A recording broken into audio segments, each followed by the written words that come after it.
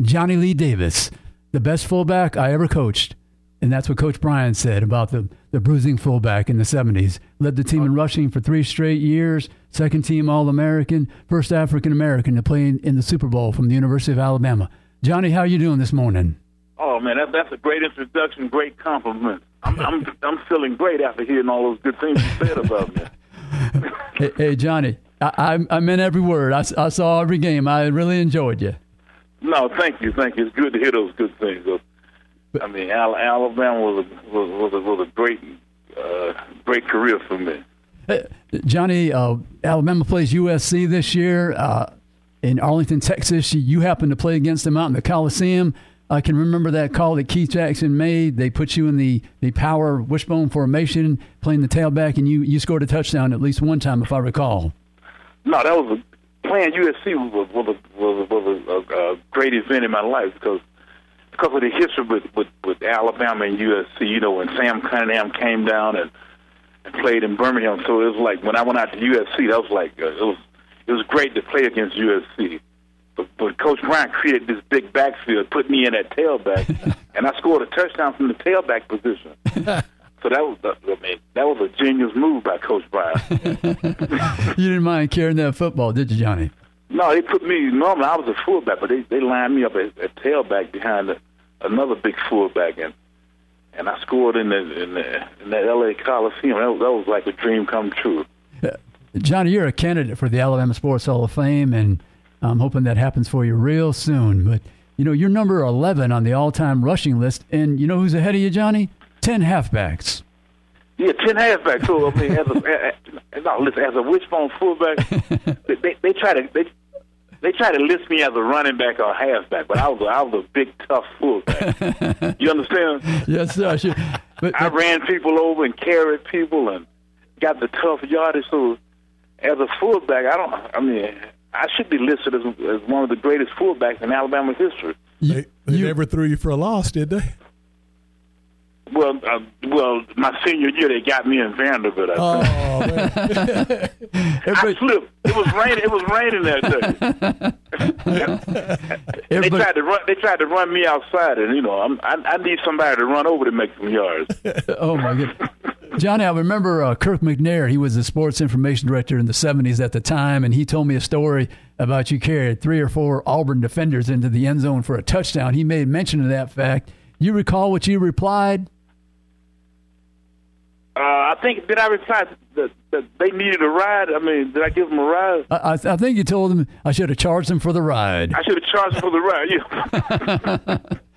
But Auburn was a great rival. To play at Alabama and have a good game against Auburn, that made your career back, you know, during that time. And it'll make your career today. It's still a great rival. You got to play good against Auburn. Johnny, did you have a one moment you'd like to share with the folks about Coach Bryant between you and him? Are you sure you want to hear this? Every word. Everybody's listening. Listen, when I was one day I was in practice and I was sitting over there talking to Ozzy, and Coach Bryant was up in his tower and they was running plays, and I'm over there just talking about, I don't know, but maybe I'm going to get some ribs or something after practice, some fried chicken and some collard greens. And I looked up, he was standing over me. He came out of his tower. And he said, Davis, get back in there. Because I missed a block. And I was over there goofing off. He said, get back in. And he made me run that play like 10 times. Run the same play 10 times. And guess what? I don't think I ever missed a block since. I believe you, Johnny. I believe you. I think that's contributed to me becoming a great blocker in the NFL. You know, I played 10 years, and so I was mainly a blocker. So yeah. I think that one incident changed my whole life. I mean, I ain't missed a block since. Johnny, I want to talk about that with Tampa Bay. Your first team, you were the blocking back for the late Ricky Bell, and you brought him into the championship against the Los Angeles Rams of the NFC. How was it? That was unbelievable for the Tampa Bay Buccaneers to play the Rams for the NFC Championship in 1979. That was one of the greatest Buccaneers teams ever because we all were young and hungry and strong. and we played the Rams, and I think it was 9-0, right? Correct, 9-0, sure was. And the Buccaneers was 9 points from the Super Bowl, and that was my third year. Yeah, I think it was 79, Johnny. I think it was 79. So right, 79, I think. So that's early in my career. I played for the NFC Champions. That was unbelievable. Mm-hmm. You played for Coach Bryant's dear friend John McKay. What about a John McKay story? Everybody's listening now. John McKay, sir. Listen, John McKay was a great coach, and only story I can really tell you was because John McKay he would make a lot of jokes, but. Anyway, when I was playing. We played the Atlanta Falcons in the preseason game, and we came back to Tampa. And John McKay said, "David, what were you doing on the sidelines? Were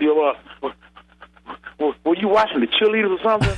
I said, "Coach, I can't lie to you. I was." He said, "David, you out of here." And I went home. My phone was ringing. Said, Johnny Davis, you have just been traded to the San Francisco 49ers. That wasn't too bad. No, that was bad back then because the 49ers had only won like 3 games a year before. Right. And they had never won a Super Bowl. He was punishing me. He was trading me from Tampa Bay to the San Francisco Bay. And I'll never forget, Doug Williams and Jimmy Giles took me to the airport, and I was crying. I had just bought a new house. I did not want to leave Tampa, and I was in the Atlanta airport, and I called my mom. I said, "Mom, I just got traded to San Francisco. I want to come home." You know what she said? "Boy, you better get on that airplane and go to Frisco and make some money and send me some money. Well, I'm gonna come over there and do something to you." So I went to San Francisco, and guess what? My childhood dream came true. Lo and behold, that was my Super Bowl year. You scored a touchdown in the Dwight Clark game when I scored a touchdown in no, that wasn't Dwight Clark game. See, because I was the keynote speaker at our 30th reunion, and I reminded them that Johnny Davis scored a 2-yard run against the Cowboys before the catch, before Dwight Clark made the catch. So if Johnny Davis don't score, Dwight Clark never would have made that catch, right? I'll have to rephrase that next time, Johnny, when I'm talking to someone. So I had to remind them of that Johnny Davis, even though it was a 2-yard run, because if you remember, like in Cleveland, with the Ernest Bound fumble, on the 5-yard line. I sure do. So those 5 and 3-4 yards are very, very important. Nobody remembers that, but they remember if you fumble, though. They sure do.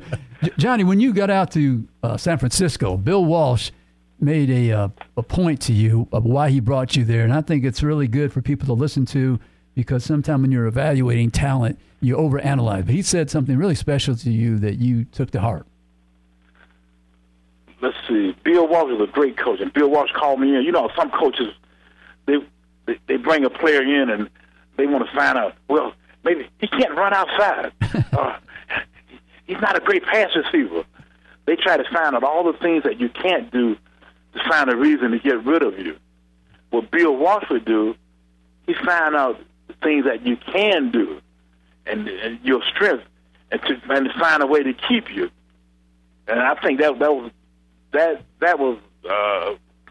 one of Bill Walsh's greatest attributes. His ability to look at the player's strength and to take that strength and put that part of the game plan and win a championship. Johnny, I was going to go back to Alabama one more time. I heard a story about you that I'd never heard recently from one of your teammates, but he was saying that in the huddle that sometimes Richard Todd had a little bit of a speech impediment and he'd get kind of excited or nervous, and that you'd actually end up calling the plays. Is that a true story? Oh yeah. Richard be trying to call a play. He goes, what's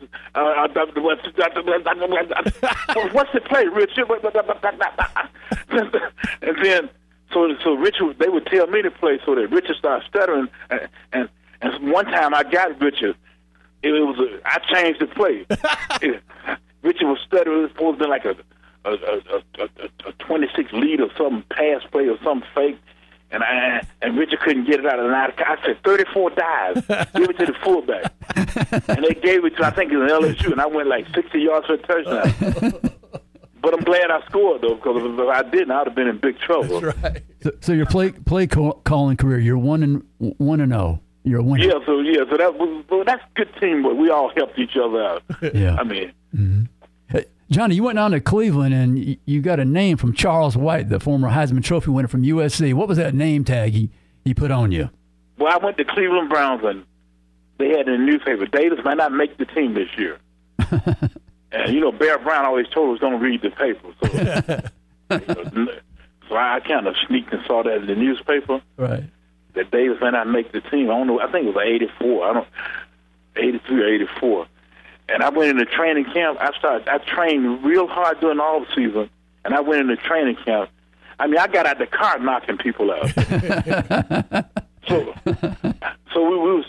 they was running drills in practice. Everybody was going half speed, and every play that I ran, I was pancaking everybody. Defensive backs, linemen, linebackers. One time they ran a play up the middle of 24 wham, and Charles White was behind me, and I pancaked the linebacker. Charles White said, "Oh my God, that looked like a B-1 bomber." So that's how I got the nickname, the B-1 bomber.